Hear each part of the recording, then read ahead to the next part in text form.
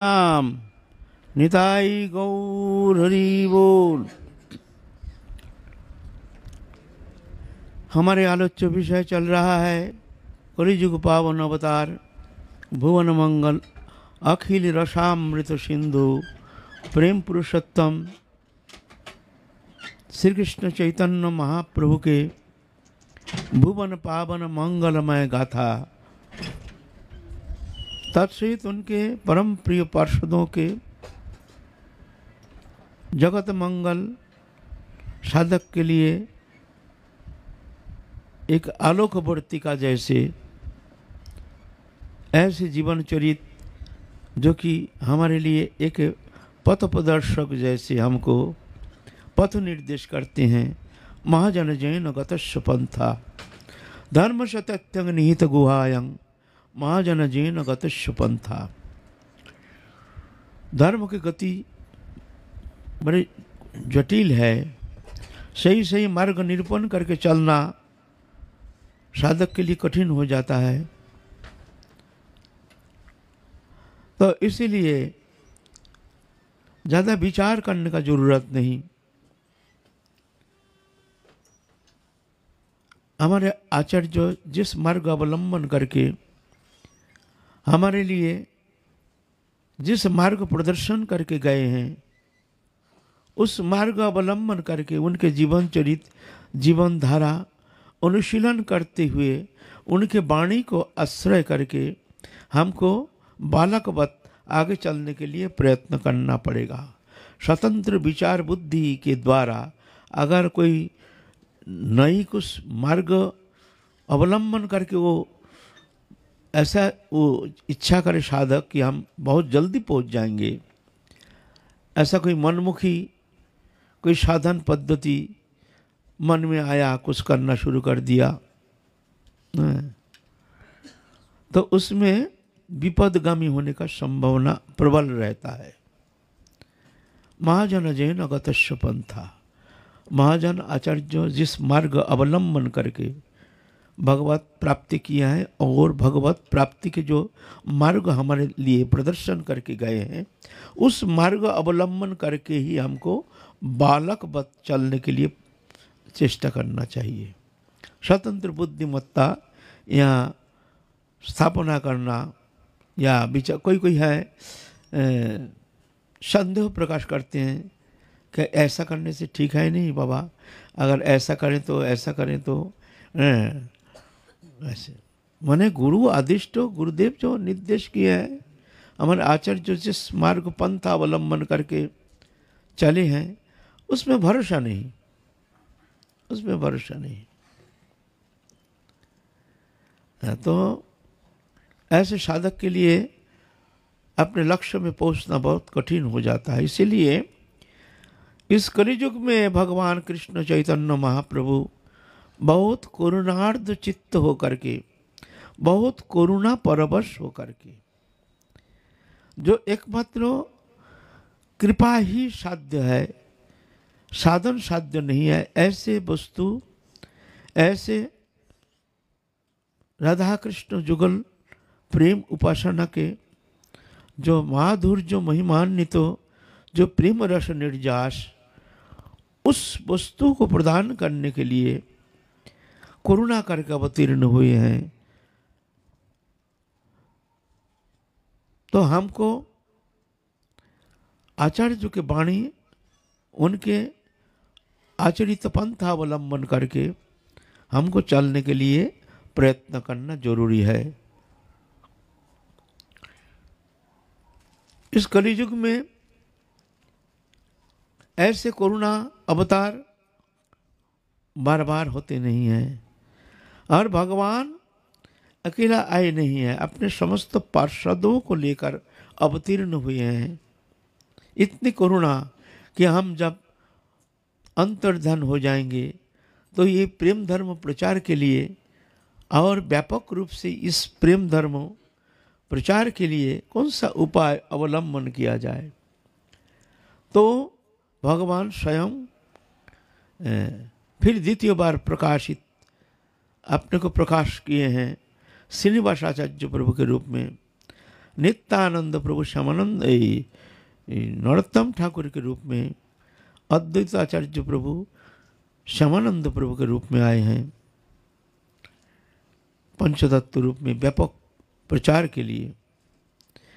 तो हम लोगों का आलोच्य विषय चल रहा है श्यामानंद प्रभु के पावन जीवन मंगलमय गाथा।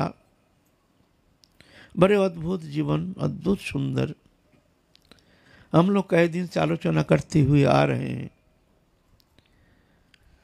थोड़ा प्राक कथा हल्का थोड़ा सा दिग्दर्शन दे रहे हैं। बचपन में तीव्र व्याकुलता लेकर के नाम रखे हैं, माता पिता ने दुखी होकर के नाम रखे हैं दुखी। गुरु चरण में आकर के कालना नवद्वीप के निकटवर्ती स्थान हृदय चैतन्य प्रभु के चरण सान्निध्य में उनके शिष्यत्व ग्रहण करके गुरुदेव नाम प्रदान किए कृष्णदास। तो उनका नाम हुआ हृदय दुखी कृष्णदास। गुरु आदेश, तीव्र गुरु सेवा, ऐकांतिक गुरु सेवा, ऐकांतिक गुरुनिष्ठ साधक, गुरु को प्रसन्नता संपादन के कारण गुरु उनको भेजे वृंदावन। वृंदावन आकर श्रीजीव गोस्वामी के सान्निध्य में रह करके समस्त शास्त्र अध्ययन, समस्त रसशास्त्र, समस्त श्रुति स्मृति आदि समस्त पुराण आदि अध्ययन किए हैं। अध्ययन करके परिपक्व दशा प्राप्त किए हैं। फिर वहाँ से राधारानी की कृपा प्राप्त किए हैं। राधारानी साक्षात दर्शन दिए हैं।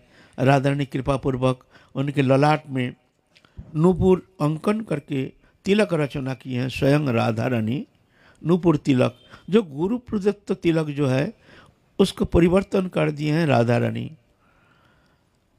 तो गुरु आए हैं वृंदावन में, बहुत दुखी होकर के जो हमारे शिष्य इस तरह से गुरु परिवर्तन कर दिए हैं।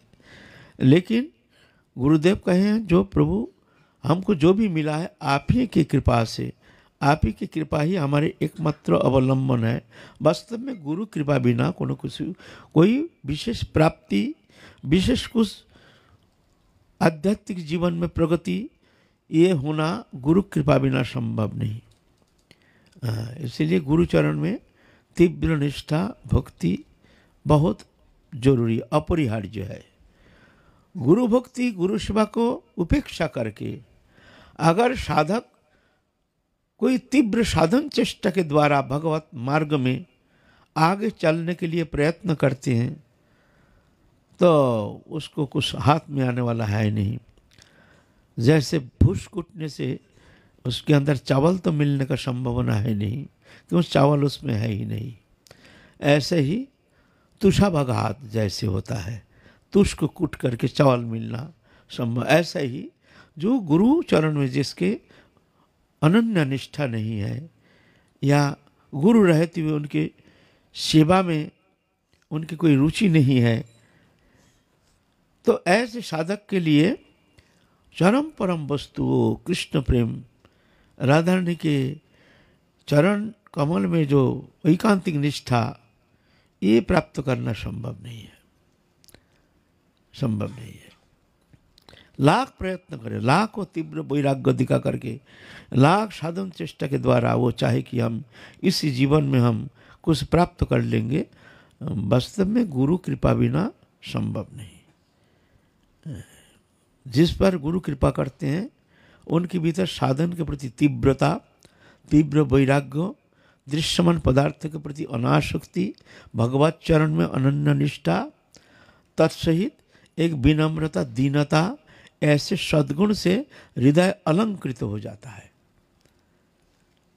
अगर ऐसा नहीं होता है तो समझना चाहिए गुरु कृपा को अनुभव करना संभव नहीं हुआ। हमारे अभिमान के कारण, हमारे अहंकार के कारण, हमारे निर्बुद्धता के कारण, हमारे दंभ के कारण हम गुरु कृपा हम अनुभव कर नहीं पाए हैं। ये लक्षण है। गुरु कृपा होने से भजन के प्रति तीव्रता स्वाभाविक आना शुरू हो जाएगा। गुरु कृपा, गुरु शक्ति। तो गुरु कृपा से तो वो राधारानी की कृपा प्राप्त किए हैं, ललिता जी की साक्षात उनको दर्शन दे करके कृपा किए हैं।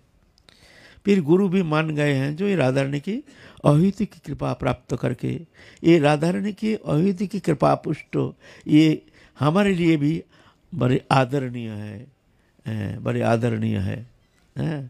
इसलिए उनको उन शिष्य के प्रति थोड़ा अनादर बुद्धि के कारण महाप्रभु ने शासन किए हैं, जो तुमको संत अपराध हो गया, तुमको 12 वैष्णव सेवा करना पड़ेगा, 12 बार गुरु का आदेश किए। तो ये गुरु आदेश को वहन किए हैं उनके शिष्य श्यामानंद प्रभु। ये हमको छोड़ दीजिए हमारे ऊपर, हम 12 वैष्णव सेवा हर साल करते रहेंगे, हर साल। गुरु आदेश किया है महाप्रभु को, हृदय चैतन्य बाबा को, जो तुम 12 वैष्णव सेवा करना। क्या हुआ, वो एक दिन शिष्य को लेकर के 84 कोष परिक्रमा दे रहे हैं, कहीं ब्रजमंडल में कहीं रासलीला हो रही है। उस रासलीला में श्यामानंद प्रभु वही गोपी भाविता होकर के घूंघट दे करके नृत्य करना शुरू किए हैं। और उनके उपासना है सख्य रस, सख्य उपासना। क्यों? हृदय चैतन्य बाबा यह है हमारे गौरीदास पंडित के शिष्य महाप्रभु के पार्षद सुबल सखा, सख्य उपासना पद्धति तो दिया है, सख्य उपासना। तो गुरुदेव देखते हैं ये सखी भाव कहाँ से प्राप्त कर लिया, हम दिए हैं इसको सख्य उपासना, सख्य भाव। भगवान के साथ सब भाव होता है। जे जथा मांग प्रबद्धन्ते तांग तथैव भजाम्यहम्, जो जैसे भाव लेकर हमको उपासना करते हैं, मैं उसको उसी भाव से ही पुष्ट करता हूँ, उसको ऐसे ही मैं उपासना कराता हूँ उसके द्वारा। भगवान में सब भाव आरोपित होता है। जे जथा मांग प्रबद्धन्ते। तो ब्रज उपासना पद्धति में 4 रस प्रदान, दास्य, सख्य, वात्सल्य, मधुर। दास्य भाव भगवान के दास हैं, रक्तक पुष्पक आदि। सख्य भाव सखा, जैसे सीधाम सुदाम दाम वसुदाम स्तोक कृष्ण मधुमंगल आदि।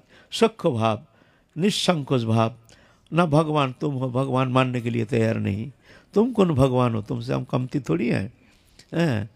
कभी हार जाते हैं खेल में, हार करके भगवान को कांधे में ले लेते हैं, कभी तो भगवान हार जाते हैं, भगवान सखा को कांधे में चढ़ाते हैं, कांधे में चढ़ करके पाम से छाती में ठोकर मारते, एक घोड़ा मेरे घोड़ा, चल जल्दी चल, एक घोड़ा, घोड़ा बनाते हैं भगवान को। ऐसे भगवान भी घोड़ा बन जाते हैं। यह है सख्य उपासना पद्धति। फिर वात्सल्य उपासना, जहाँ कृष्ण को अपने पुत्र मान करके पुत्रवत उनको भावना से उनको सेवा करते हैं। जैसे बाल गोपाल उपासना करते हैं, बहुत मैया है ब्रज में, बाल उपासना बहुत प्रसिद्धि है, बहुत मैया लोग उसमें ही आनंद लेते हैं और बहुत अनुभव भी करते हैं, ऐसे नहीं। और माधुर्य भाव है, कांता भाव, दाम्पत्य भाव। ये दाम्पत्य भाव, ये माधुर्य भाव है। ये पाँचों रस के समाहार, शांत, दास्य, सुख, वात्सल्य, मधुर, 5 रस का समाहार है। ये सर्वश्रेष्ठ है। तो ये गोपी भाव से नृत्य कर रहे हैं, देख करके गुरुदेव बड़ा नाराज हो गए हैं। दुष्ट, ये भाव, ये गोपी भाव तेरे को किसने दिया?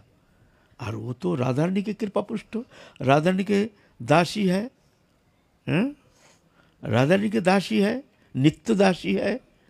राधा रानी मोहर लगा दिए हैं, नाम भी दे दिए श्यामानंद।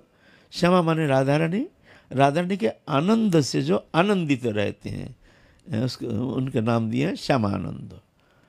तो गुरुदेव तो समझ नहीं पाए हैं, तो इतना जम के थप्पड़ मारा जो उनका ये यहाँ फट गया, फट करके खून निकलना शुरू हो गया।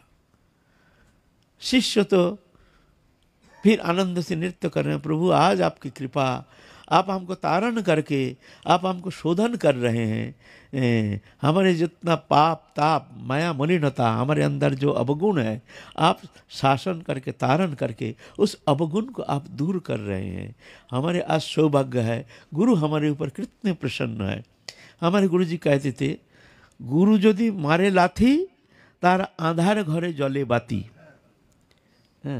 गुरुदेव अगर नाराज होकर के शिष्य को लात मारता है तो बोलते अंधकार घर में उसका बत्ती जल जाती है। ये कृपा है, कृपा लक्षण है तारण भर्षण। तारण भर्षण रामदास काठिया बाबा थे, गुरुदेव इतना तारण करते थे, इतना तारण, दिन रात। भंगी कहाँ के, चमार कहीं के, ऐसे हैं, खाने को मिलता नहीं है, अब खाने के लिए हमारे यहाँ पड़ा है, भजन तो करता नहीं है, ऐसा दिन रात एकदम धिक्कार। लेकिन गुरु को छोड़ के कहीं जाते नहीं थे। इतना परीक्षा किए। एक बार किया है, एक जंगल में गए हैं, जंगल में जा करके गहरा जंगल, आसन लगाए हैं 2 पेड़ के नीचे, शिष्य भी बैठे हैं, रामदास काठिया बाबा और उनके गुरुदेव देवदास जी काठिया बाबा कहते हैं, बेटा तू यहाँ आसन में बैठे रहना, मैं आ रहा हूँ, जब तक मैं नहीं आता हूँ तब तक तू आसन छोड़ के जाना नहीं। हाँ ठीक ना? जी आज्ञा गुरुदेव, आप जैसा आदेश करते हैं ठीक है। गुरुदेव गया, आज भी गया, काल भी गया, 1 दिन गया, 2 दिन गया, 3 दिन गया, 4 दिन गया, 5 दिन गया, 6 दिन गया, 7 दिन पीछे गुरुदेव हाजिर हुए हैं और 7 दिन आसन छोड़ के उठा नहीं। अरे रामदास तू आसन में बैठा, उठा नहीं? बोले गुरुदेव आपने आदेश किया आसन छोड़ के जाना नहीं, तो तेरा का शौच क्रिया आदि हुआ नहीं? बोले ना, आपकी कृपा से शौच का बेग तो हमको हुआ नहीं। भूख प्यास, पर वो भूख प्यास तो आपकी कृपा से उतना हमको कष्ट तो हुआ नहीं। आपके चिंतन में हम मन को लगा के बैठे हैं, कोई इतना तो कष्ट तो हुआ, अनुभव किया नहीं। कैसे आजकल तो कोई है ही नहीं। आजकल तो गुरु के पास रहने में आनंद, खाना पीना मस्ती सब अच्छी व्यवस्था रहनी चाहिए तो रहेंगे, नहीं तो थोड़ी रहेंगे। सेवा क्या है? सेवा है प्रसाद सेवा, महाप्रसाद सेवा, ये सेवा ही प्रधान सेवा है। आजकल के तो ऐसे हैं। एक बार क्या हुआ, आखिर में एक दिन अकारण इतना पिटाई किया, बोलते हैं रोटी खराब हो गया, ये बढ़िया रोटी नहीं, ये कोई खाने का लायक है, ऐसा करके एकदम इतना पिटाई किया, खून से लथपथ हो गया, जानते हो। और देवदास जी काठिया बाबा इतना कठोर थे, कोई शिष्य उनके पास एक दिन भी डांटना संभव नहीं था, भाग जाते थे, डंडा मार के भगाते थे। और इतना डंडा खा करके भी रामदास काठिया बाबा उनके चरण छोड़ के कभी गए नहीं। इसके बाद रामदास काठिया बाबा सहन कर लिया, पूरा सहन कर लिया। फिर भीतर गया तो कहते हैं, गुरुदेव आप क्या चाहते हैं बताइए, मैं तो बहुत अपराधी हूँ, आपकी सेवा के अयोग्य हूँ, आप जो आदेश करेंगे हम वही पालन करेंगे। तो हमारे यहाँ क्यों बैठा है, क्यों मर रहा है? हमारे यहाँ कोई शिष्य रहता नहीं है, तू हमारे पीछे पीछे क्यों डोलता है? तो हमारे यहाँ से तू चले जा। तो शिष्य भीतर जा करके, रामदास काठिया भीतर जा करके एक छोड़ा, ये चक्कू लाया है, बड़ा सा छुरी कहते हैं हमारे यहाँ, चक्कू लाए हैं। बोलते हैं गुरुदेव ये लीजिए, आप इसको हमारे छाती में बैठा दीजिए, ख़त्म कर दीजिए, लेकिन मैं आपको छोड़ के एक कदम भी मैं कहीं नहीं जाऊंगा। तब गुरुदेव हंस दिए हैं, जे रामदास इतना दिन तेरे को हमने परीक्षा किया, लेकिन आज अंतिम परीक्षा तूने फर्स्ट डिवीजन पास कर लिया, आज समाप्ति। और आज हम तेरे को अब हम परीक्षा नहीं करेंगे, जा तेरे कष्ट सिद्धि नवनिधि तेरे करायत्त हो जाएगा, तू जो चाहेगा वही होगा, समस्त सिद्धि समस्त प्राप्ति तेरे लिए सहज हो जाएगी, तू चिंता नहीं करना, हम तेरे ऊपर प्रसन्न है। इतना दिन तो मैं सिर्फ तेरा परीक्षा ले रहे थे जो तू कितना गुरुनिष्ठा है। आजकल कोई साधक रहेगा, इसीलिए तो इतने बड़े महापुरुष हुए हैं।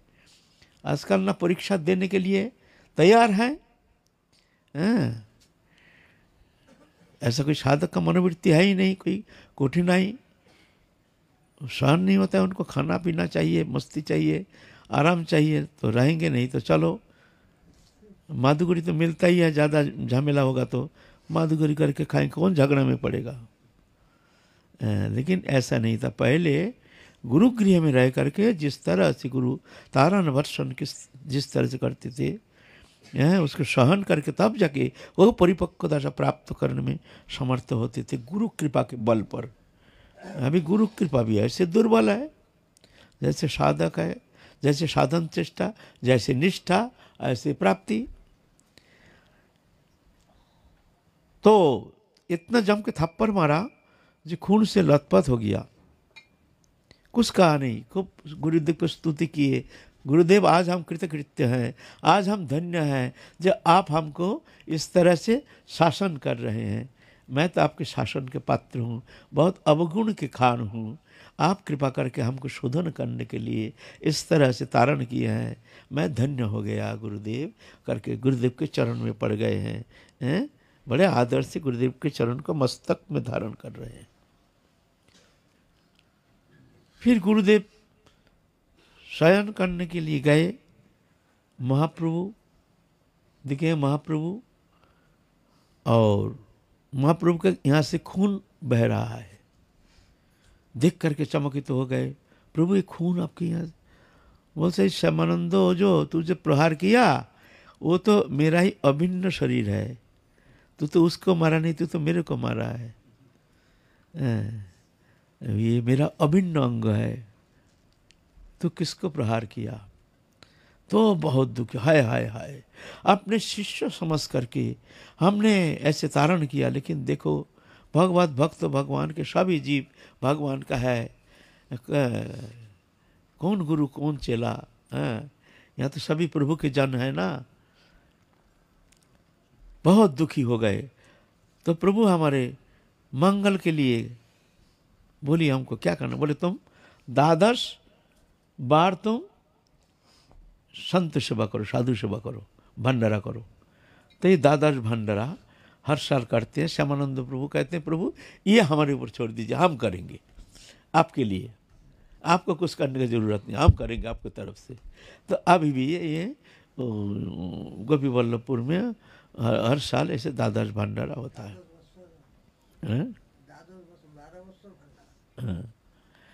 तो इस तरह से श्यामानंद प्रभु वहाँ से आए हैं।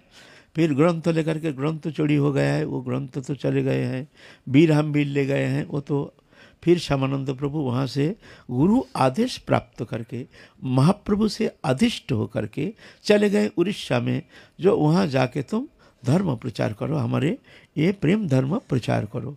तो प्रभु के प्रतिनिधि बन करके, ऐसा नहीं स्वयं अगर चाहे कोई जो हम कुछ जगत मंगल के लिए कुछ प्रचार कार्य करेंगे, ये संभव नहीं है। भगवत आदिष्ट पुरुष जो करते हैं, भगवान जिनके द्वारा कराते हैं, उनमें शक्ति रहती है, भगवती शक्ति। उस शक्ति के द्वारा ही समस्त मंगल कार्य संपादन होना संभव है। नहीं तो अगर हम जैसे कोई अगर सोचे हम मंगल करेंगे, जगत कल्याण करेंगे, अपना ही कल्याण कर नहीं पाया, वो जगत का मंगल क्या करेगा। पहले अपना तो मंगल करो। तो इस तरह से वहाँ जा कर के तो फिर जाके वहाँ रसिक मुरारी उनके पिता अच्युत देव वहाँ के राजा हैं। उनके पुत्र जो है वो बचपन में ही तीव्र वैराग्य किससे गुरुकरण करेंगे। तो वहाँ महाप्रभु आदेश किए हैं, जो श्यामानंद नामक हमारे परम प्रिय पार्षद तुमको कृपा करेंगे, तुम जाओ आधारशिला जाओ, वहाँ जा करके तुम इंतज़ार करो, वो तुमको गुरु मिल जाएंगे। श्यामानंद प्रभु जान गए हैं जो हमारे एक शिष्य आने वाले हैं, स्वप्नादेश किए हैं हम काल आएंगे तुमसे मिलेंगे। प्रातः काल श्यामानंद प्रभु अपने पार्षदों के साथ घटशिला तो वहाँ जा करके देखते हैं, पहचान गए हैं, रोहिणी से आ गए हैं घटशिला। रोहिणी तो उनका गांव है। घाटशिला आकर के फिर गुरुदेव शिष्य को पहचान गए हैं, शिष्य भी गुरुदेव को पहचान गए हैं, फिर छाती में भर लिए हैं, फिर उनको दीक्षा मंत्र प्रदान किए हैं। दीक्षा पाकर ही तो बस उनके समस्त मनोवांछा पूर्ण हो गया है, महाप्रभु के परम कृपा प्राप्त करने में समर्थ हो गए हैं। फिर दामोदरपति नाम के एक विशेष ब्राह्मण, बहुत सज्जन, ये भी गुरुकरण करने के लिए बहुत उद्ग्रीव हो गए हैं। हमको गुरु कहाँ मिलेंगे, गुरु कहाँ मिलेंगे। यह भी एक दिन क्या हुआ, दामोदर देव एक दिन देखते हैं गोष्ठ में, गोचरण भूमि में राधा कृष्ण दोनों स्फूर्ति दशा प्राप्त हो गए हैं। तो वहाँ ठाकुर जी आदेश किए हैं, तुम श्यामानंद और रसिकानंद रसिक मुरारी का सेवा करो, इसमें तुम्हारा कल्याण है। वो जानते नहीं है कौन श्यामानंद प्रभु, कौन है रसिक मुरारी। फिर वो चले हैं, चलते चलते फिर उनके महाप्रभु देखे हैं जो ये तो हमारे कृपा पात्र, तो श्यामानंद प्रभु को ही प्रेरित किए हैं, जाओ उनको कृपा करो। फिर श्यामानंद प्रभु उनके वहाँ आ गए हैं, दामोदरपति के वहाँ आ करके उनसे मिले हैं। तो दर्शन मात्र ही बड़े प्रसन्न हो गए जो प्रभु की कृपा, हमारे घर में गुरु आ गए हैं। इसीलिए गुरु अनुसंधान करने का ज़रूरत नहीं है। कोई अगर सद्गुरु अगर गुरुकरण हुआ नहीं है तो उसके लिए साधक अपने स्वतंत्र विचारधारा के ऊपर रातें रात में किसी को गुरुकरण करना औचित्य है नहीं, क्योंकि इसमें कभी कभी मिसगाइड होने का संभावना रहती है। कभी कभी आज गुरुकरण किया, कल गुरु के प्रति दोष दृष्टि आ गई, उनके आचरण में हमारे दोष दृष्टि आ गई, तो क्या होता है उसमें साधक का नुकसान हो जाता है, भजन जीवन चौपाट हो जाता है। गुरु के प्रति श्रद्धा ना रहने के कारण फिर वो जीवन बर्बाद हो जाता है। साधन करता है लेकिन गुरु के प्रति क्यों, भाई देखता है, जो दिखता है वही तो होगा ही ना, कलिजुग जीव है ना। इसीलिए गुरु करो जान के, पानी पियो छान के। झटपट गुरु करना नहीं चाहिए, दृष्टा गुरु होना चाहिए, जो भगवत दृष्टा, जो संसार चक्र से मुक्त करने में समर्थ है, जो समर्थ निर्दोष है, चारित्रिक कोनो दोष नहीं है, जो भजनानंदी है, जो जागतिक कोई कामना वासना जिनके हृदय में है नहीं, ऐसे जो समर्थी हैं, ऐसे महापुरुष के चरण सान्निध्य में जा करके दीक्षा प्राप्त करने के लिए प्रयत्न करना चाहिए। और जाने का भी जरूरत नहीं है, गुरु तुम्हारे द्वार पर आ जाएंगे। अगर तुम्हारी वो प्रस्तुति है, तुम्हारे अंदर अगर ऐसे तीव्र भजन स्पृहा जागृति है, तो तुम्हारे द्वार पर भगवान आ जाएंगे, गुरुदेव आ जाएंगे, गुरुदेव आ जाएंगे तुम्हारे घर, तुमको ढूंढ लेंगे, क्योंकि गुरु भगवान है ना। तुम्हारा ध्रुव महाराज गुरुकरण करने के लिए जंगल थोड़ी गए थे, जब हमको भगवत प्राप्ति के लिए गुरुकरण करना है। 5 साल का उम्र, विमाता के कठोर शब्द से ऐसे दुखी हो गए हैं। जो पिता उत्तानपाद, उनका सुरुचि और सुनीति 2 पत्नी है। सुनीति है बड़ी पत्नी, तो छोटी पत्नी सुरुचि, उनमें ज़्यादा लगाव है उत्तानपाद राजा का। तो बड़ी पत्नी के लिए अलग दूर कहीं महल बना दिए, तुम यहाँ अपने बाल बच्चा लेकर के तुम यहाँ रहो, तुम्हारे कोई कष्ट नहीं होना चाहिए। और वो रहते हैं, राजा हर समय रहते हैं सुरुचि के साथ। सुरुचि है देखने में भी बहुत अनिंदा सुंदरी, और उनके मोह में पड़ करके राजा सब भूल गए हैं। उनका एक पुत्र हुआ है, नाम है उत्तम। एक दिन, बालक तो है ना ध्रुव, बचपन बच्चा है, चलते चलते दरबार पे चले गए।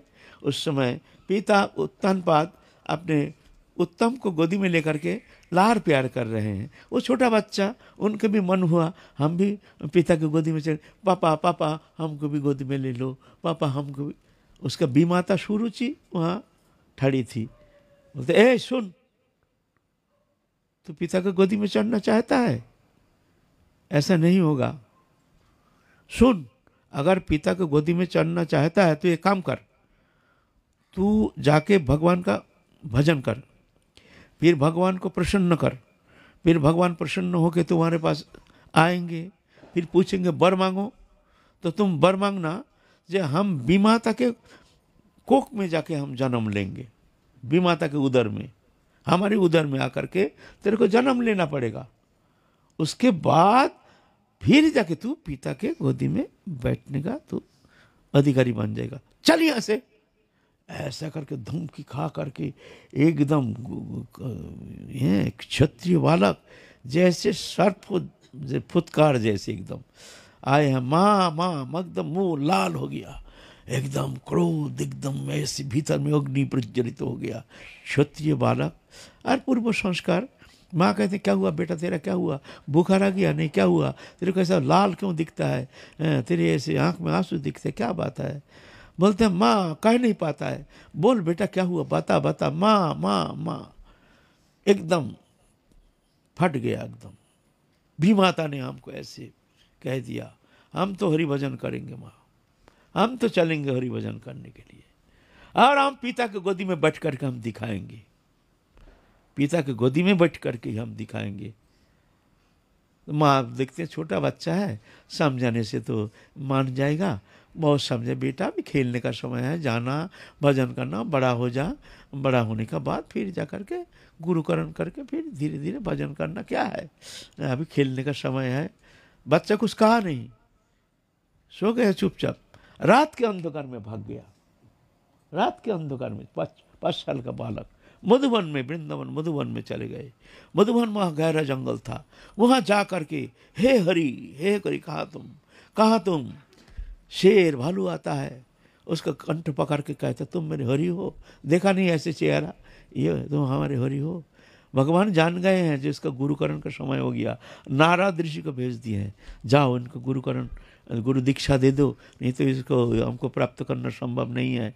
तो नारद ऋषि आ गए हैं, गुरुदेव स्वयं आ गए हैं उनके सामने, और आकर के भी परीक्षा ले रहे हैं, अरे तुम कौन हो, अरे इतना अल्प उम्र में तुम हरि भजन करने आए हो, ऐसा थोड़ी है, जन्म जन्म मुनि जतन कराई, अंत काल मुख राम न आई, और तुम इतना छोटा बालक, शेर भालू है तुमको खा जाएगा, तुम यहाँ भजन करने, जाओ जाओ जाओ जाओ, घर चले जाओ, खूब भजन करो, खूब घर में रहो, माँ के पास जाओ, माँ तुम्हारे मैया तुम्हारे लिए रो रही है, तुम जाओ।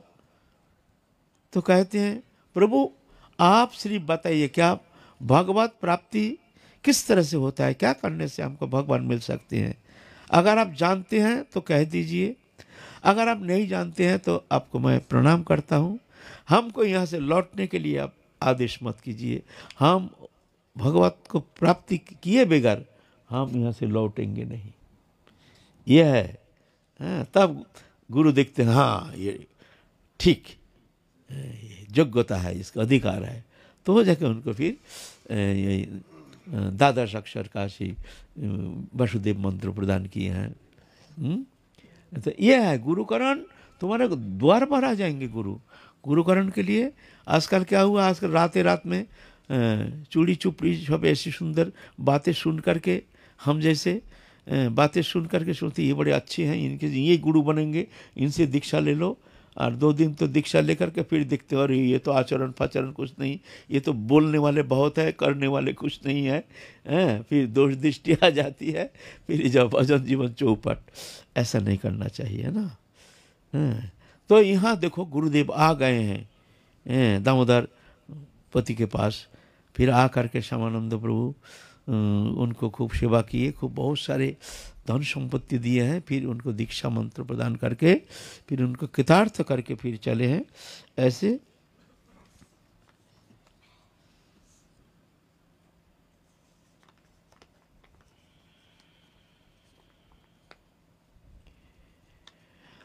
इसके बाद क्या हुआ, बैद्यनाथ भंज नाम के एक राजा, वो सुने हैं जो श्यामानंद प्रभु भगवत दृष्टा पुरुष, कर्तुम अकर्तुम बहुत कुछ कर सकते हैं, सामर्थ्य महापुरुष है। उनके एक अभिशाप लग गया उनके जीवन में, आए हैं श्यामानंद प्रभु के सान्निध्य में, आ करके कहते हैं प्रभु आप हमको कृपा करो, आपसे हम कृपा भिक्षा मांगते हैं, हमारे जो वंशज है इसमें अभिशाप लग गया। उनके वंशज में एक वीरेश्वर भंज नामक एक राजा थे।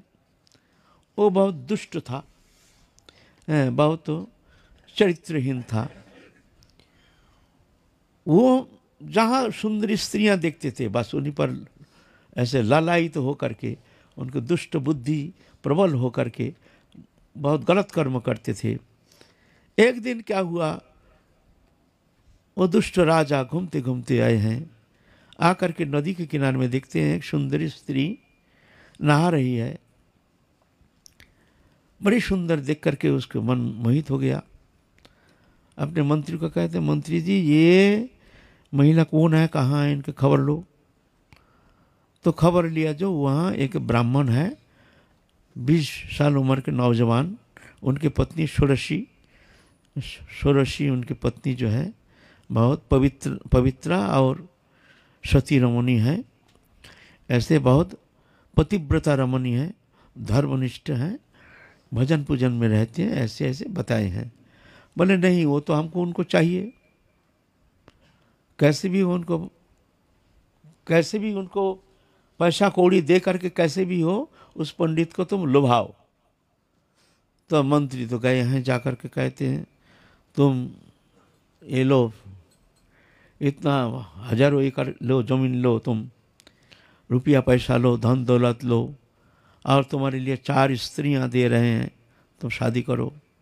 लेकिन तुम्हारी स्त्री को छोड़ दो। राजा चाहते हैं उनके पास जाने के लिए, उनको अभ्यर्थना करने के लिए। सुन करके ब्राह्मण ने बहुत दुखी हो गया, बहुत गाली गालोज किए। ये तुम्हारा शर्म नहीं आता है, तुम एक ब्राह्मण को तुम बेइज्जती कर रहे हो, ब्राह्मण जो मातृजाति को तुम अपमान कर रहे हो, तुमको लज्जा नहीं आता है, तुम सनातन धर्म हिंदू धर्म हो करके तुम्हारी ऐसे नीच बुद्धि, दुष्ट कहीं के, तुम्हारे तो साजा तो प्रभु ही तुमको साजा देंगे, जाओ यहाँ से, निकाल जाओ। जा करके वो वीरेश्वर भंजो के जाके कहते हैं, जो ऐसे ऐसे बड़े फटकार दिया। बोले बुलाओ उसको, पकड़ के ले आओ। पकड़ के ले आया, ले आ करके बहुत समझाया, लेकिन और गाली गलौज करना शुरू किए हैं। तो फिर जाकर 2-4 उनके जो दुष्ट कर्मचारी डंडा से बड़ा पिटाई किया, पिटाई कर मर ही गया ब्राह्मण। जब मर गया तो वो जो सती रमणी, वो अग्नि प्रज्वलन किए हैं चारों ओर, अब अग्नि में प्रवेश करेंगे, सती हो जाएंगे। इतना में गए हैं वो स्त्री के पास, हुई वीरेश्वर राजा गए हैं, जाकर के देखते हैं अग्नि प्रज्वलन करके आप उसमें प्रवेश करेंगे, सती दाह हो जाएंगे, सती प्रथा। तो बहुत क्रोधित होकर के मैया अभिशाप दे दिए, दुष्टो कहीं के तेरा वंश में 16 साल उम्र होते ही वो समाप्त हो जाएगा, मरेगा, तेरा वंश में कोई आगे बढ़ेगा नहीं, तेरा वंशज बढ़ेगा नहीं, जा दुष्टो, तेरे लिए। तो वो बहुत भयभीत हो गया। भयभीत हो क्षमा याचना क्या करेंगे, इतना में तो अग्नि में प्रवेश करके अपने को आत्माहुति दे दिए हो मैया। और अभिशाप लग गया, उस 15-16 साल होते ही जो पुत्र होता है बस वो समाप्त हो जाता है। तो ये वैद्यनाथ भंज जो है ये गए हैं अब श्यामानंद प्रभु के सान्निध्य में, जो प्रभु कृपा करके हमारे ये वंशज का जो शाप मुक्त होने के लिए आप कुछ उपाय बताइए, आप हमको कृपा कीजिए, हम आपके शरणागत हैं। ऐसे कह करके उनके चरण पकड़ के फुट फुट के रोना शुरू कर दिए हैं। रोना देख करके दया आ गई है। बोलता है ठीक है, तुम उस समय वो राजा का उम्र है 14 साल, क्योंकि 16 साल में मर जाता है, इसलिए पहले ही राजपाट दे देते हैं 14 साल उम्र में। राजा तो राजगद्दी तो खाली नहीं जाता है। तो बोलता है 15 साल के बाद और 1 साल पीछे आना। तो 1 साल जब 15 साल हो गया तो आए हैं श्यामानंद प्रभु के पास। तो श्यामानंद प्रभु कृपा करके उनको दीक्षा मंत्र प्रदान किए हैं। फिर वो भी बहुत प्रसन्न हो के बहुत सारे गांव दिए हैं, बहुत धन रत्न आदि दे करके, तब से वो वंशज श्राप मुक्त हो गया है।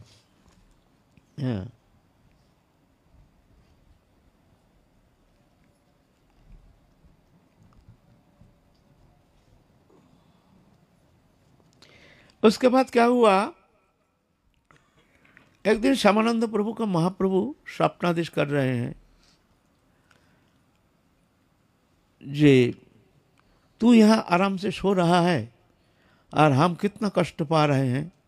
एक ब्राह्मण के घर एक टूटा फूटा झोपड़ी के अंदर गंदगी में हम ऐसे पड़े हैं और तू यहाँ सो रहा है। हमारे उद्धार के लिए तू कोशिश कर। यहाँ के राजा जो है हमको इस तरह से दुखी करके रखा है। तो निद्रा टूटते ही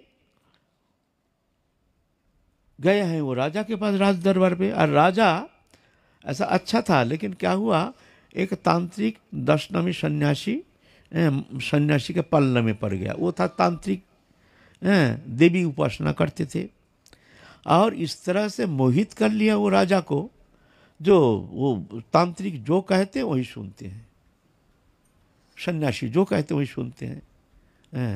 उसी ने ही वो देवी मंदिर बैठाया, महाप्रभु का मूर्ति को फेंकवाया वहाँ से, और जो भगवान के विग्रह थे सब फेंकाया वो सन्यासी ने।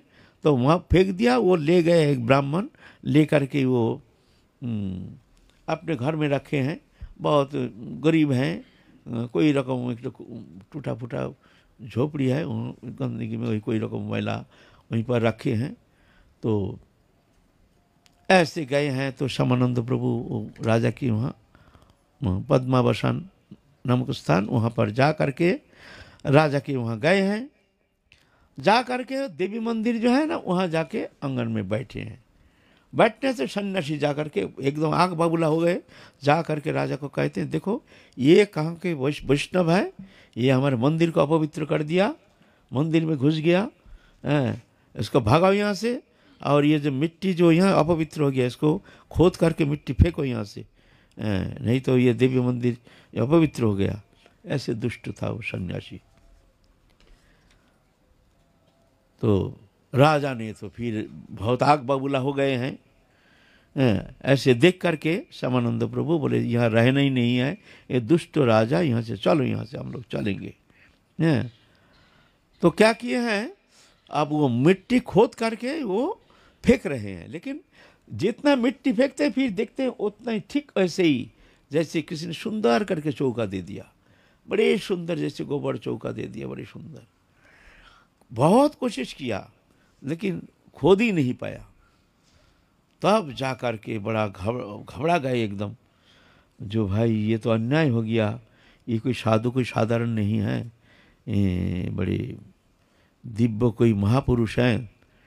रात में ऐसे स्वप्नादेश हुआ देवी मैया का, जो तेरे को तो ख़त्म कर दूंगा, ख़त्म कर दूंगी, तू दुष्ट कहीं के, तूने इस तरह से अपमान किया, तू जा, जल्दी जा, अपना बचना चाहता है तो क्षमा याचना कर ले। तो दूर जा कर के कहीं एकांत में अपने पार्षदों को ले करके तो श्यामानंद प्रभु बैठे हैं। फिर वो राजा तो गए हैं, रोते रोते जा कर के उनके चरण में पढ़ करके रोना शुरू किया, प्रभु हमको क्षमा कर दीजिए। बोलते हैं, दुष्ट, तेरे को तो क्षमा नहीं करेंगे, तू वैष्णव अपराधी है, तेरे लिए कोई क्षमा है नहीं, तेरे को तो नरक में जाना पड़ेगा तेरे को। तो बहुत अनुरोध किए, जो हो गया प्रभु, आप क्षमा कैसे होगा, क्या करने से आप हमको क्षमा करेंगे। और श्यामानंद प्रभु को ऐसे महापुरुष जो है, दृष्टा पुरुष जो है, उनमें कुछ ऐसे शक्ति होती है जब उनके सानिध्य में जाते ही मन में कुछ विशेष प्रभाव दिखने में आता है। मन गदगद भाव, एक भक्ति भावना, मन में बहुत कुछ परिवर्तन दिखने में आता है। ये महत्पुरुष का लक्षण है। आप जब महत्पुरुष के सानिध्य में जाएंगे तो पहले तो कुछ लक्षण, जो आपके मन में एक शीतलता, बड़ा अच्छा आनंद लगेगा, जैसे हमको कुछ मिल गया है, जैसे इनके सानिध्य में आकर के हमको बहुत कुछ मिल रहा है, आनंद आ रहा है। भीतर में एक भक्ति भावना में एक गदगद भाव दिखने में आएगा। ये सब शुभ लक्षण दिखने में आएगा। तो ऐसे श्यामानंद प्रभु को दर्शन मात्र ही वो राजा का तो मन परिवर्तन हो गया। फिर बोलते हैं, ठीक है, तुम उस सन्यासी को यहाँ से भगाओ। पहले अगर तुम हमारे क्षमा चाहते हो तो सन्यासी को यहाँ से जीवन भर के लिए भगाओ, कभी यहाँ आएगा नहीं। बोले, प्रभु ऐसा ही होगा। जा कर के सन्यासी के ऊपर तो बहुत क्रोधित हो गए, जो ये दुष्टू हमको इस तरह से नरक में जाने का रास्ता बता दिया, इसको भगाओ यहाँ से। तो सन्यासी ही देखते हैं भाई यहाँ हमारा दाल गलेगी नहीं भाई, वो अपनी पुटरी पुटरा बांध करके स्वयं ही वहाँ से चल दिए। चल दिए। फिर जा करके वो अब गौर महाप्रभु की मूर्ति गया कहाँ, तो ये अपना रसिक मुरारी को भेजा, तुम खबर लो। खबर लेते लेते गए हैं वहाँ जहाँ वो ब्राह्मण रहते हैं, उसको झोपड़ी में। वहाँ जा कर के उनके बेटी है, फटा पुराना कपड़ा पहनी हुई, तो ऐसे तो बताएगा नहीं। तो रसिकानंद प्रभु कहते हैं आपके पिताजी ने ये तो कुछ चावल भेजा है और एक साड़ी भेजा है, ये लो। तो अच्छा वो महाप्रभु का मूर्ति कहाँ है? तो वो देखें तो हमारे पिता का ही लोक है। तो बोलते हैं आइए आइए दिखा रहा हूँ। भीतर लेकर के दिखाए हैं, तो बड़े प्रसन्न हो गए हैं। तो देख लिए हैं ना। तो ऐसे बोले तुम्हारे पिताजी कहाँ? बोले पिताजी भिक्षा करने गए हैं। कोई बात नहीं। तो अब जान गए हैं, जा करके राजा को खबर दिए हैं। राजा फिर जा करके अपने सेना उना ले करके महाप्रभु को वहाँ से उद्धार करके श्यामानंद प्रभु के निर्देश अनुसार फिर उस मंदिर में, देवी मंदिर में फिर जा करके महाप्रभु को सुंदर करके स्थापना करके बड़े भव्य मंदिर बनाए। बहुत साधु सेवा, संत सेवा, नित्य सेवा ऐसे प्रचलन किए हैं। बड़े इस तरह से महाप्रभु कृपा से उस अंचल जो है एकदम सब भक्तिमय हो गए हैं, है ना। उसके बाद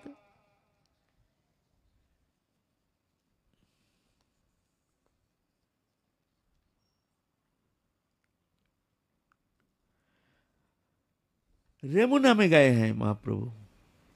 रेमुना है जो गोपीनाथ, खीरचोरा गोपीनाथ, खीरचोरा गोपीनाथ, वहाँ तो नाम हो गया कि रेमुना में क्या हुआ। एक बार माधवेंद्र पुरी महाप्रभु के आदेश पा करके, गोविंद जी आदेश किए हैं तुम हमारे लिए, हमारे शरीर बड़ा जलन हो रहा, गर्मी हमको सहन नहीं होता है, तुम चंदन ला करके घिस करके चंदन लेपन करो हमारे अंग में, इसमें हमारे अंग शीतल हो जाएगा। तो माधवेंद्र पुरी वृंदावन से चले हैं, जो जगन्नाथपुरी में अच्छा चंदन मिलता है, चलो जगन्नाथपुरी में जा करके चंदन संग्रह करके फिर वृंदावन लाएंगे, फिर प्रभु को लेपन करके उनका अंग शीतल करेंगे। तो रेमुना में आए हैं, वहाँ से रेमुना दर्शन करके।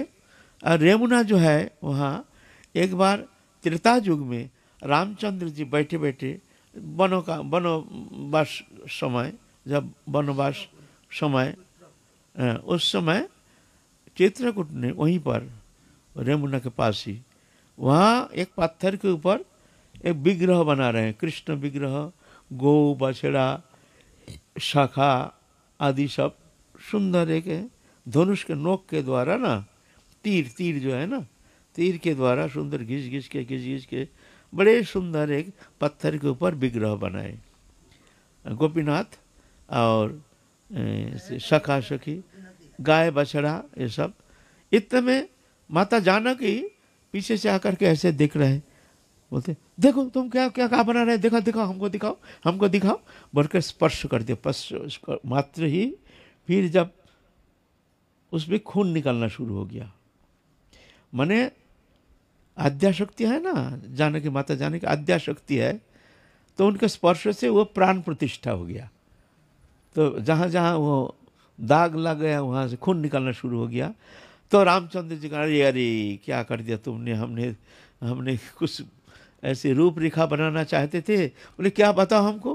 बोलते ये दापर युग, हमारे जो परवर्ती काल दापर युग में है, उस युग में हम जो लीला करेंगे उस लीला का ही चित्र अंकन कर रहे थे हम, एक चित्र। तो इतना पूरा बन नहीं पाया तुमने, इतने में तो स्पर्श करके ये प्राण प्रतिष्ठा कर दिया। कोई बात नहीं, चलो इतना। और उसमें अस्त्र प्रयोग करना संभव नहीं, क्यों प्राण प्रतिष्ठा हो गया, आप अस्त्र प्रयोग करने से खून निकलेगा, प्राण प्रतिष्ठा हो गया। साक्षात जगत जननी स्पर्श किया है ना, उसमें प्राण प्रतिष्ठा हो गया। तो उसको यहाँ जंगल में एक पत्थर के पेड़ के पास रख करके फिर वहाँ से चित्रकूट चले गए जब वनवास कालीन। फिर वहाँ के राजा आकर के वो देख करके उसको स्थापना किया मंदिर में। और इधर माधवेंद्र पुरी जा करके जगन्नाथ से चंदन ले आए हैं, बहुत सारे ढेर चंदन। चंदन लेकर के वृंदावन ले जाएंगे। रास्ते में आते आते रेमुना में आए। रेमुना में आकर के सोचे रेमुना यहाँ गोपीनाथ दर्शन करके एक दिन रुक करके फिर हम चलेंगे। और वृद्ध शरीर है, चलते चलते थक गए हैं वहाँ, और अजाचक वृत्ति, किसी से कुछ मांगते नहीं। तो वहाँ पर भूख तो लग ही गया है, तो भोग लगा रहे हैं। वहाँ खीर ना, ऐसे दूध का जो खीर है ना, कुल्ला, बहुत अद्भुत खीर। वो खीर माने वैसा टेस्ट, अब कितने भी तुम कोई कारीगर के द्वारा बनाओ वैसा टेस्ट होगा नहीं। जैसे रेमुना के खीर और तुम्हारा जयपुर गोविंद जी का लड्डू, बूंदी का लड्डू तो सब खाया है ना, एक खाने से दो खाने का मन नहीं करेगा। लेकिन जयपुर गोविंद जी का लड्डू खा के देखना, जो जीवन में कभी ऐसे लड्डू खाया नहीं। जो खाया है एक बार, हाँ, ना जाने कैसे बनता है भगवान जाने, माने इतने टेस्ट एक लड्डू, बूंदी का लड्डू ऐसे कुछ है विशेष विशेष। जैसे जगन्नाथपुरी का, जगन्नाथ का दाल और चावल, दाल चावल आप लोग सब खाए हैं ना। जगन्नाथपुरी का दाल चावल खाएंगे तो माथा खराब हो जाएगा। हाँ, बोले और कुछ नहीं, दाल चावल खाएंगे, दाल चावल। घर में आप कितनी बढ़िया बना के खाओ, ऐसा टेस्ट होगा नहीं, संभव नहीं है। ऐसे ऐसे एक एक स्थान का विशेषता है। तो वो खीर का सुगंध नाक में आया माधवेंद्रपुरी का, जब लिए भोग लगा रहे हैं। सुगंध सोचते हैं भाई ऐसे सुगंध कैसे बनता है, अगर हमको इसका फार्मूला अगर मिल जाता तो हम भी वहाँ जा कर के गोविंद जी को हम भी इस तरह से भोग लगाते, श्रीनाथ जी को भोग लगाते। तो ऐसे मन में करके तो चले गए। जा कर के बाजार है वो, मार्केट में जा कर के चुपचाप सोए हैं रात को। इधर पुजारी सो गए हैं, रात में स्वप्नादेश करते हैं पुजारी, जो उठो उठो उठो भाई पुजारी, एक खीर हम रखे अंचल में छुपा करके, तुम इस खीर को लेकर के, एक हमने लुका छुपा के रख दिया है, तुम जा कर के कुल्ला लेकर के बाजार में सोया हुआ है माधवेंद्रपुरी नाम के हमारे भक्त, तो उनको दे दो इसको। तब पुजारी नींद टूट गया, भाई इतना रात को ठाकुर जी का स्वप्न, ये ऐसे भी स्वप्न कितना प्रकार का होता है, कोई झूठ मूठ का भी होता है। तो अच्छा देखो तो सही अंचल में खीर है कि नहीं। तो जा करके देखता है अंचल के अंदर छुपा हुआ है एक कुल्ला खीर लेकर के, फिर जा करके दरजा खोल करके बाजार में जाकर, कौन है माधवेंद्रपुरी, यहाँ माधवेंद्रपुरी कौन है, यहाँ माधवेंद्रपुरी कौन है। माधवेंद्रपुरी तो सो रहे थे। भाई यहाँ अनजान प्रदेश में हमको कौन जानता है, हमारा नाम तो कोई जानता ही नहीं है, यहाँ कौन है, यहाँ माधवेंद्रपुरी नाम से पूछते हैं। भाई ये शरीर को ही माधवेंद्रपुरी कहते हैं, कौन हो तुम भाई। तो बोलते देखिए तुम्हारे लिए ये गोपीनाथ खीर चोरी करके रखा है, आपको देने के लिए आदेश किया है, लो खीर लो। तो माधवेंद्रपुरी देखते हैं भाई वास्तव में खीर, हम तो मन में कामना किया था जो ऐसे खीर कैसे बनता है, उसका टेस्ट अगर उतना मिल जाता हम भी बनाते ऐसे खीर। लेकिन ये भी ठीक नहीं, ऐसे भी ये भी कामना करनी नहीं चाहिए। नहीं ठाकुर जी देखो खीर चोरी करके रखा है। तो उस दिन से वो गोपीनाथ का नाम पड़ गया खीर चोरा गोपीनाथ, खीर चोरी करके रख दिया ना। अभी भी रेमुना में जाओगे तो खीर चोरा गोपीनाथ नाम है, वो खीर चोरा गोपीनाथ। वो खीर चोरा गोपीनाथ में गए हैं श्यामानंद प्रभु। माधवेंद्रपुरी के बाद बहुत पीछे, श्यामानंद प्रभु तो पीछे आए हैं ना, माधवेंद्रपुरी बहुत आगे, उसमें तो गोपीनाथ स्थापना हो गए हैं। जब आए हैं गोपीनाथ मंदिर दर्शन करने के लिए आए हैं, जो गोपीनाथ है नहीं, कहाँ गया ना, मुस्लिम पीरियड में बहुत अत्याचार के कारण गोपीनाथ को वहाँ छुपा के ले गया, कहीं रख के आए। अब मंदिर खाली, तो चिंतन करें अरे तो गोपीनाथ को दर्शन नहीं होगा। तो गोपीनाथ जी स्वप्न में दर्शन दिए, जब भाई हम यहाँ पड़े हैं, हमको तो देवी मैया समझ करके हमारे ऊपर सिंदूर लेपन करते हैं, लेपन करके हमको तो सबके देवी मैया बोल के पूजते हैं। यहाँ हम तो वृक्ष के नीचे यहाँ देवी मैया बोल के पूजित होते हैं। पत्थर है ना, सब जानते, कौन जानता है ना, चलो ये देवी मैया है, ऐसे सिंदूर लगा करके सब पूजन करते हैं। ऐसे सिंदूर लगा करके ऐसे प्रलेप कर दिया, पूरा एकदम सिंदूर का ही लेप बना दिया है। अब पहचान में आता नहीं है क्या है ये पत्थर, तो सब जानते हैं देवी मैया है, देवी मैया। बोले हमको देवी मैया बोल के पूजन करते हैं, तुम हमको उद्धार करो। फिर श्यामानंद प्रभु जा करके वहाँ उद्धार करके लाए हैं, ला करके बड़ी अच्छी करके धो धा करके साफ करके सुंदर करके फिर जाके पुनः स्थापना किए खीरचरा गोपीनाथ। इस तरह से खीरचरा गोपीनाथ वहाँ पुनः स्थापना करके श्यामानंद प्रभु वहाँ से फिर चल पड़े। फिर आज तो 11 बजता है, अब तो देरी हो गया, तो अच्छा काल हम लोग चलेंगे। हाँ, फिर श्यामानंद प्रभु के और लीला हम लोग आस्वादन करेंगे, भगवत कथा।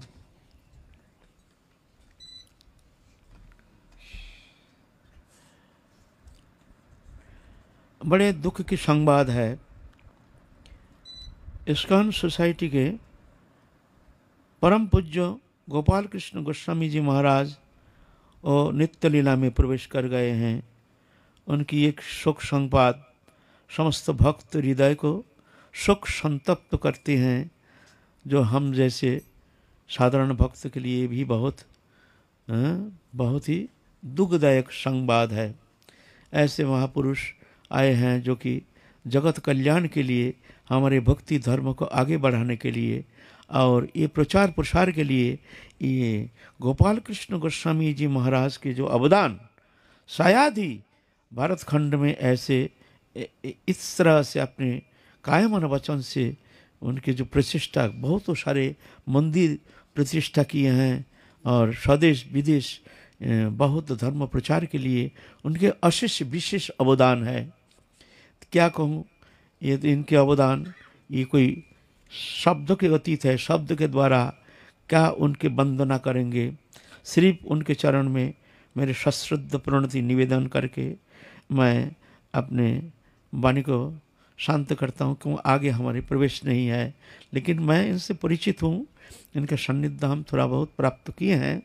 तो इनके महानुभावता, इनके बड़े सुंदर निर्मल स्वभाव, इनके वैष्णवीय सद्गुण से अलंकृत, अशेष विशेष अलंकृत, सद्गुण राशि से भूषित ऐसे महान आत्मा गोपाल कृष्ण गोस्वामी जो इस्कॉन सोसाइटी के जो बड़े महाराज थे, उनके लिए मैं सश्रद्ध प्रणति निवेदन करता हूँ।